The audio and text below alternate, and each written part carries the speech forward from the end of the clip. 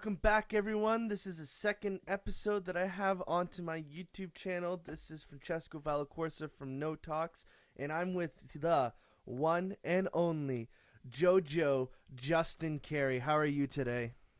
I'm good. I'm good. All these interviews that we did, like, we've done probably around 5 interviews, and my computer keeps Yep. crashing. Internet's been really bad, so my god, like just technology for you, but hopefully we're able to nail it out with this one over here. And oh Oh my yeah. god, weather outside, what is that? It just freezing rain, all this crazy stuff is going on right now.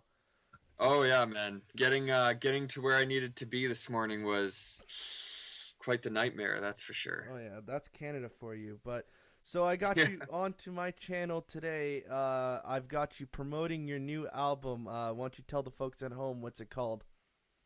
It's called Destination, and it's my third release that I did, and it's actually the first one that I spent a lot of time mixing and mastering. So I'm quite pleased with all the results.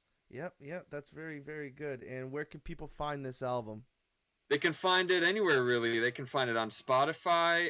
They can find it on Amazon Music, Google Music. They can find it on iTunes. Any streaming service, anywhere really. I had an aggregator take care of that for me. And Okay. in case for those that might not know what that means, an aggregator is just basically an entity that takes your product and puts it out everywhere for sale, or Mm-hmm. even just for streaming views and whatnot, Yes. right? Yep. So. So first Yep. question I actually want to just really bring up is just the song that really stood out to me the most on your album was "On the Road."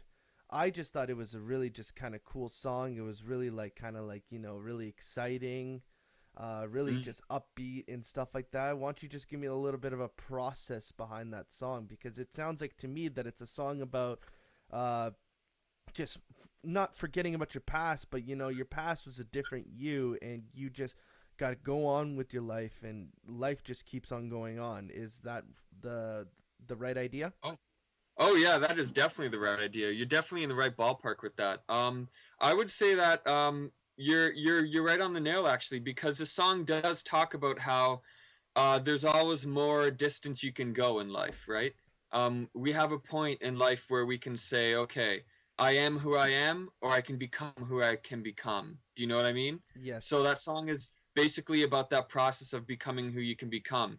And to achieve that, it might sound like a very hard and complicated thing, but a lot of the times it's simply just going outside your comfort zone, trying new things, basically developing who you are and finding your deeper roots, if you know what I'm getting at, Yes, right? exactly. Almost like your true potential. That's what I think you're trying to get to, right? Yeah. Oh Yep. yeah, that would also that's a big part of it too, for sure. Definitely. Yeah, yeah. And Mike was a guy that I met, a really good guy. He did the solo for your track, and I thought he actually blew it out of the water with that solo. Oh yeah, oh yeah. Cause for that other song, "The Time Has Come," he played the guitar solo on that. He had two kind of like two different solos where like I kind of split it up, and he came in and he was basically like, "All right, bro, let's do this." And I was like, "Okay, cool." So he sat down and it took him about 7 minutes. He already kind of knew what tone he wanted, so he just finicked with the dials on the amp a little bit. He didn't use any pedals or nothing like that. He just basically got it straight out of the amp somehow. I don't Mm-hmm. even know, like I've never heard someone get a tone like that straight from the amp without any additional hardware. So he really knows his tones. That's what he strives on too, the sound more so than the complexity. Mm-hmm. So so he sat down and he can play complicated stuff, but for that song he just basically did some really simple things involving a little bit of string bending here and whatnot, and even though it was simple, it fit the song so well that I was like, okay, man, like that 7 minutes was all you needed. You know what I mean? So Mm-hmm. yeah, pretty Yeah. much, yeah. Yep. And one thing I've noticed with all your tracks, except for your last one, you have guest features onto that. So why was that instead of actually going the more J Cole route, and like why you have so many people featured onto your album? Well, it was actually the first time I ever had anyone featured on anything I've ever done musically. And when I say that, I mean as who I am, Joe Kerry, solo artist. I have performed with you in our band before, right? Yeah. So that was a collaboration right there. But because it was the first EP that I sort of spent a lot of time on and felt really proud about, I just I decided to do something different, and I was also in a new place at the time. I moved from Newmarket, which is where I was situated before, all the way to Brampton slash Mississauga. So Yeah. I've been situated in Mississauga recently, learning audio production with new people, new places, new experiences, and I feel like it's a definite huge chapter in my life. It's the new chapter that I'm experiencing, right? Yeah. So I would definitely say that because of this new chapter that opened up in my life, I wanted to have some people here and there that were experiencing it with me, right? So, Mhm. out of the 5 songs on the record, there are 4 people being featured on 4 of the songs. The fifth song being the final song on the record didn't have anyone; it was just me, kind of like a little closer to that release, right? Um, but anyways, the other 4 songs had 4 different artists, right? 3 of them being from Mississauga, and there were 3 people that were experiencing a lot of the same things as me as we were learning the audio production. Mhm. And the fourth person being you, right? You shredded that solo on that blues song, Mhm. so I picked that one especially for you because we've been in a band even before I went to Yeah. Mississauga, and Hadrian's Walls. Hadrian's Wall, exactly. So I kind of, it's fair to say I kind of get your style, and I kind of know what you're about. So when I heard that song, I was like, all right, cool, cool. I know the perfect person for this. You know what I mean? Mhm. So, and yeah, man, you delivered, and I gotta say that release with all 4 people on it, 4 of the special artists on it, it fits so well. Like each song has its own personality and flavor, and the people that are featured on the respective song fit that flavor. Do you know what I mean? Mhm. So Totally. Totally. yeah, man. But yeah. Oh yeah. Just for the record, folks, the reason why we're doing this interview on Skype is because Justin's in, like you said, he's in Mississauga right now, and I'm in Newmarket right now. So just to make things easier, we did it over Skype. So the second thing I want to bring up too is, like you said before, me and you used to be in a band before, and our band before was more of a '90s alt rock kind of like heavy kind of sounding band, and then your solo stuff is more softer, more chill, more relaxed. It has the songs have more lyrical meanings to it. I just want to just ask, like, just what was your process with that? Just from going from drummer from a hard band to being doing guitar, like all like playing every single instrument on your new stuff. Well, I think that musically with the band, once we kind of went our separate ways, I felt like we all had to sort of branch out kind of in our own direction. And that's not to say we weren't involved with each other, but we definitely did branch out. So I gotta say, with the band that we did, the heavy hard rock, like you said, '90s kind of alternative rock. That was like a very combined effort on our part. So we kind of found a common ground. We had a little bit of the psychedelic vibe, a little bit of the hard rock vibe. It Mm-hmm. was it was a it was a very it was a nice common ground that we all shared. So that worked really well. And then I found that once we kind of went our separate ways with the group, and we kind of dispersed. We all went and found our separate ways, and I feel like the style of songs that I wrote on that, with the sort of a little bit more at ease, with the kind of focal attention on the lyrics. I Mm-hmm. feel like that's something I kind of developed in myself, and the more that I dug into that, the deeper I got, and I started pulling out some stuff that I said, okay, this is some stuff I can really use. You know what Mm-hmm. I mean? And it just goes to show that when people are collaborating with other people, they got to find a common ground, right? Oh Because yeah, nothing totally, totally. nothing works without that common ground. So I did share a bit of that heavier kind of music, and I really enjoyed it, and it was a part of me. But being on your own, it's almost like the necessity for compromise, or rather, a better word I could use is that middle ground that we all share. Um, it's not as big of a necessity when you're kind of working as a solo artist, and let's say you write a song and you say, okay, this person's perfect for that song. You kind of pull them in and say, you interested, right? And they say yes or no, and they're a part of that. But even though they're a part of that, it's still part of you, the song, because they may be adding their own little flavors to it, but it does come from within you. So as an artist, whether you're solo or in a group, you are bringing something out of you. And when you're a solo artist, it's even more so you. You know what I mean? Yeah. Post in a group, it's a little bit less of you, but more diverse kind of flavor. Do you see what I mean? Yeah, totally, totally. I totally Yep. get that. All right, so that's really good. I mean, also too, you haven't mentioned this before, but you also have other albums. And honestly, from your album that you have right now compared to your album that you had before, it was a big, huge improvement. Like absolutely huge improvement. And like, what were really the steps that you really just took to improve yourself as a producer more than actually an artist? Okay. Well, that's something altogether, right? As a Mm-hmm. producer. Okay. Because you As a produce like just for the folks at home, Justin Yep, produces all of his own stuff. He doesn't have anyone to do his stuff for him. that's right. Yeah. So, yeah, we're talking producer here as a producer. So that's something altogether.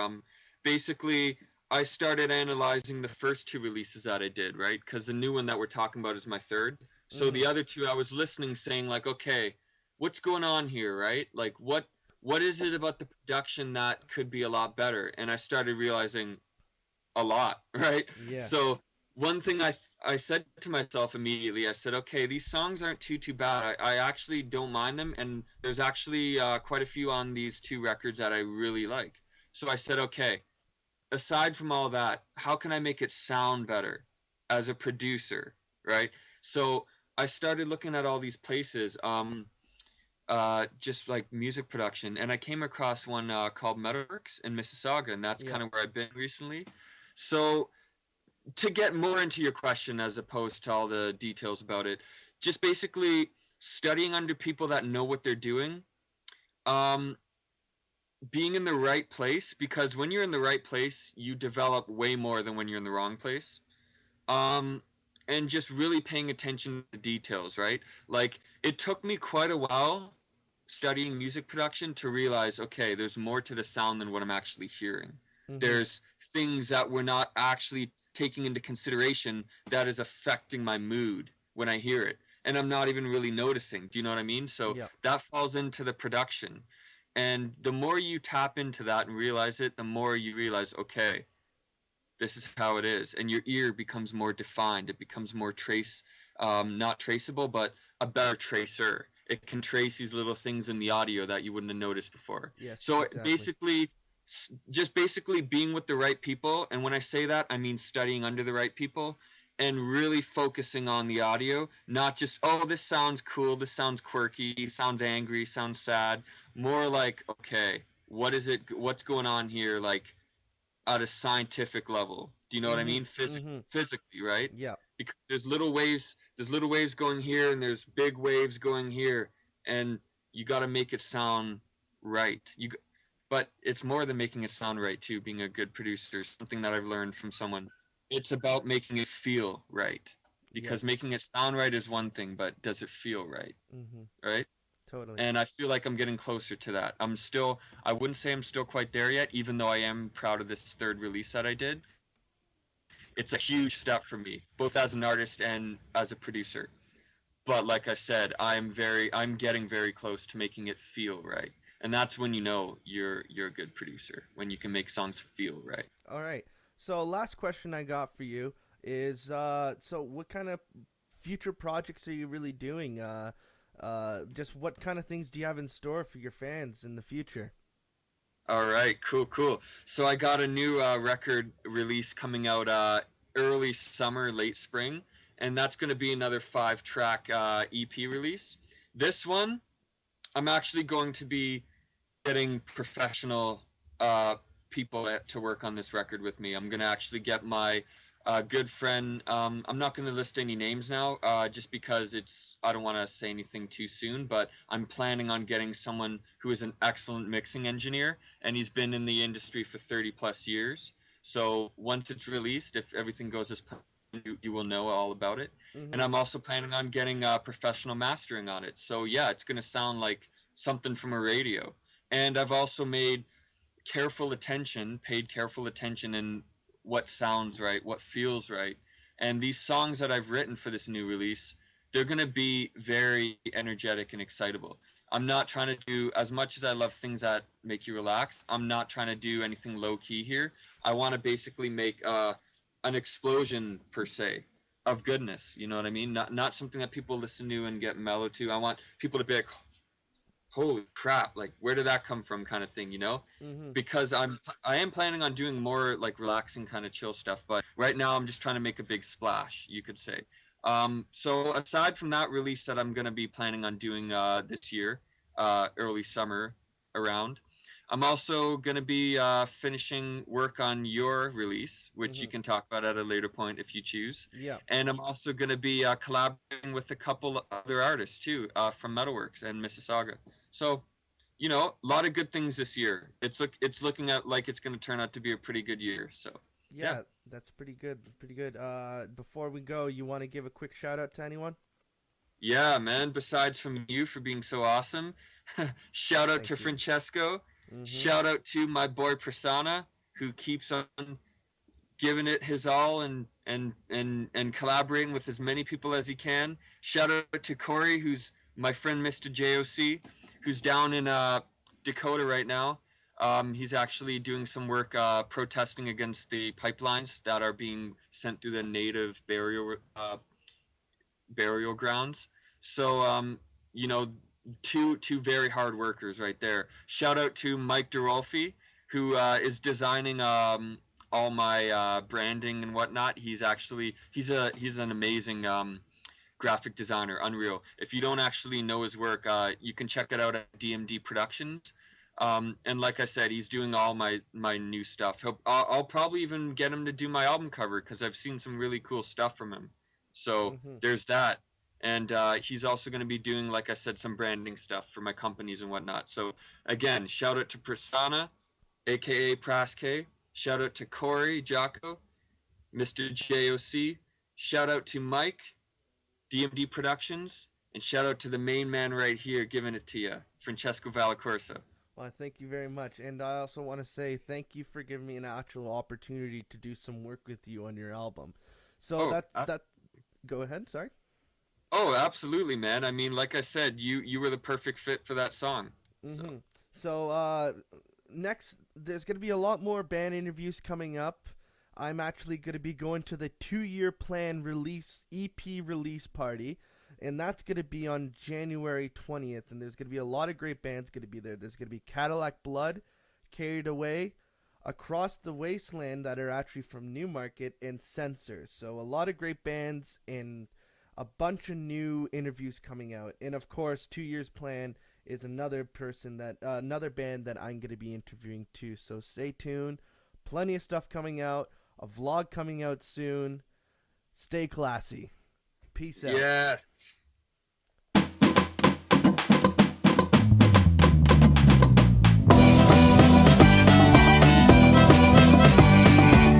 On a dark cold